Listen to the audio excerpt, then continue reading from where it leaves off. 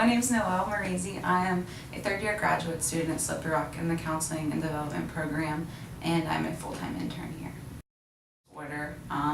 Most people just have symptoms of them, but I think like 1 in 4 people suffer from depression. Mental illnesses aren't something that's rare. They're pretty common. For students, it's definitely depression and anxiety. In college, 41.6% of students have depression.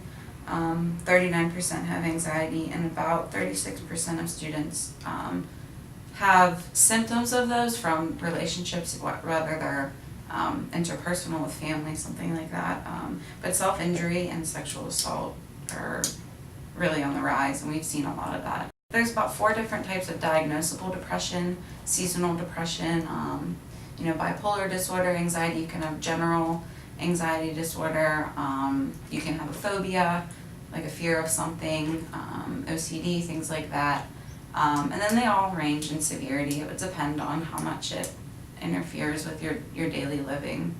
Come to the counseling center. You can get a great assessment, or if we're closed, go to the health center, let them know what's going on.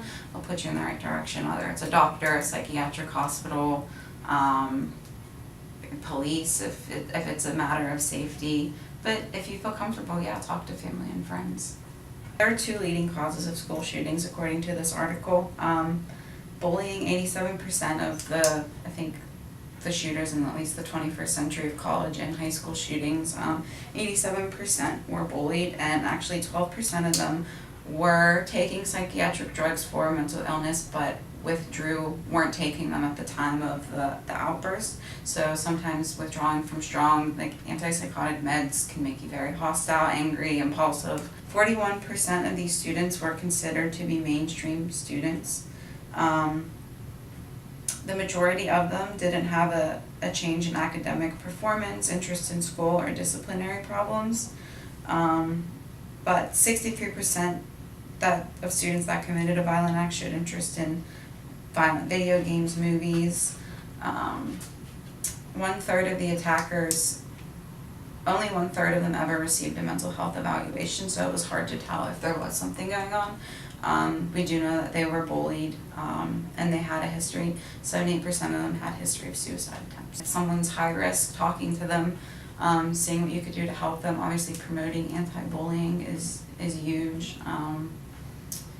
I think also if you see someone that maybe is withdrawn or is leaving cryptic messages or is saying things, making threats, report them. We do a lot of things here. We do assessments. We have a psychiatrist that can prescribe you medicine, or if you're already taking meds like from home or something, he can just med management with you, talk about how things are going.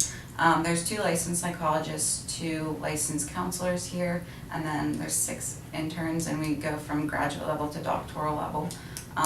So at Slippery Rock you get 5 sessions a semester. So we kind of work with like a brief therapy model. So what will happen is you'll come in and get like a 30-minute screening, and this will just even determine if you're appropriate for our counseling center, because 5 sessions a semester isn't a lot. You'll need to go once a week, twice a week. So from that screening, it can be determined if we can see you here. Some students, go to people in the community and come here, and that works fine. Sometimes they need referred out, so we can do that here. We have resources for the Butler, like Slippery Rock area, and Pittsburgh. And if you're not from around here and you want us to work with you, we'll put you in touch with people from wherever you're from. So you can get the 5 sessions each semester. It's brief therapy. And then we also have like 5 or 6 groups, and those don't count towards your like session limit. So you can attend as many groups as many times as you want, and those can be helpful. Also from that first initial assessment, we'll decide if you don't need one-on-one. Maybe you would just benefit from being in a group and talking to people. We also do emergency appointments, so every day one of the staff members or an intern is here strictly just for emergencies, and that's a walk-in.